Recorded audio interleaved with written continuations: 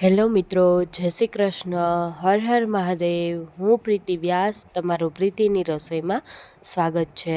આજે આપણે બનાવીશું ઘરે ચકરી, જે ઘઉંના લોટની બને છે. મસ્ત અને સરસ ટેસ્ટી બને છે. ચાલો જોઈએ. અહીંયા મેં નોર્મલ રોટલીનો લોટ લીધેલો છે. તમારે જેટલી ક્વોન્ટિટીમાં બનાવવું હોય એટલી ક્વોન્ટિટીમાં તમે લોટ લઈ શકો છો.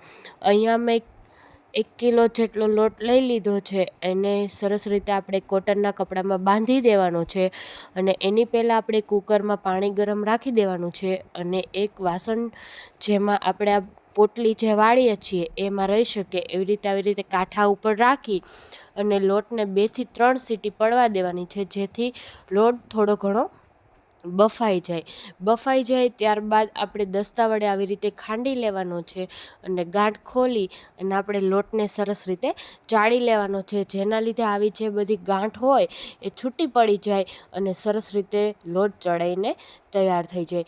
ત્યારબાદ આપણે બધો મસાલો એડ કરી દેવાનો છે. આવી રીતે જે ભેગો હોય એને છૂટો કરતો જવાનો છે અને ચાળતો જવાનો છે. સ્વાદ અનુસાર નમક એડ કરવાનું છે, તીખાનો ભૂકો, તલ, પછી આપણે આદુ મરચાંની પેસ્ટ બનાવેલી છે એને એડ કરી દેવાની છે, જેના લીધે મસ્ત તીખી અને સરસ એવો ટેસ્ટ આવશે. અહીંયા મેં અજમા કચરા ખાંડેલા હતા એને લઈ લીધું છે. મોણ માટે મેં તેલ યુઝ કરેલો છે. સરસ રીતે મોણ આપણે એડ કરવાનું છે એટલે આપણી ચકરી મસ્ત કૂણી અને બાર જેવી સરસ ટેસ્ટી બને છે. હવે મેં અહીંયા હળદર, ધાણા જીરું, મરચું, તમે જે પ્રમાણે તીખાશ તમારે જોતી હોય એ પ્રમાણે બધા મસાલા એડ કરીને સરસ રીતે આપણે લોટને બાંધી લેવાનો છે. પહેલાં તો બધી વસ્તુ આવી રીતે સરસ રીતે મિક્સ કરી લેવાની છે. ત્યારબાદ ધીરે ધીરે પાણી એડ કરીને લોટને આપણે બાંધતો જવાનો છે. ભાખરીના લોટથી ઢીલો અને રોટલીના લોટથી કઠણ એ રીતે આપણે લોટને બાંધવાનો છે.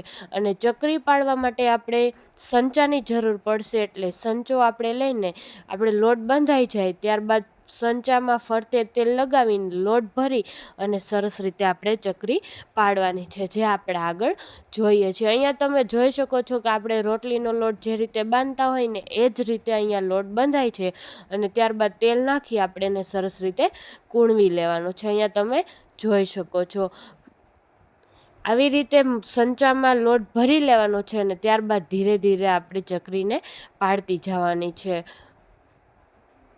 ચકરી બહુ જ મસ્ત અને ટેસ્ટી બને છે. હા, તળાવા ટાઈમે બહુ ધ્યાન રાખવાનું, ધીમા ગેસ ઉપર, લો ફ્લેમ ઉપર આપણે ચકરીને તળવાની છે, જેના લીધે આપણી ચકરી છે ને એ કાચી ન રહે અથવા તો તેલ બહુ ન પી જાય એ રીતે આપણે એને રાખવાની છે. અહીંયા તમે જોઈ શકો છો કે હું પાટલી ઉપર આવી રીતે લાઇનિંગ પાડતું જવાનું છે અને ત્યારબાદ આપણે રાઉન્ડ કરી અને દબાવી દેવાનું છે અને ફોલ્ડ કરી લેવાનું છે સરસ રીતે.